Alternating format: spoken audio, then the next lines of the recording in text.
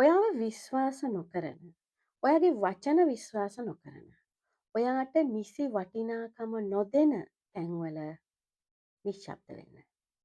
එහෙම තැන්වල කතා කරන්න යනවා කියන්නේ ඔයාටම කරගන්න හානියක්. සමහර මිනිස්සු ඉන්නවා ඒ මිනිස්සු තමන්ගේ තියෙන හීනමානය නිසා, තමන්ගේ තියෙන නොදැනුවත්භාවය නිසා, තමන්ගේ තියෙන කුහකකම නිසා නිසි වටිනාකම දෙන්න ඕන මිනිස්සුන්ට නිසි වටිනාකම දෙන්නේ නැහැ. වටිනාකම් තියෙන මිනිස්සුන්ව දැන දැන ප්‍රතික්ෂේප කරනවා. ඒ වගේ තැන්වල ඔයා ශබ්ද කරන්න ගිහිල්ලා, කතා කරන්න ගිහිල්ලා, ඔයාගේ අදහස් ප්‍රකාශ කරන්න ගිහිල්ලා ඔයාටම කරගන්නේ හානියක්.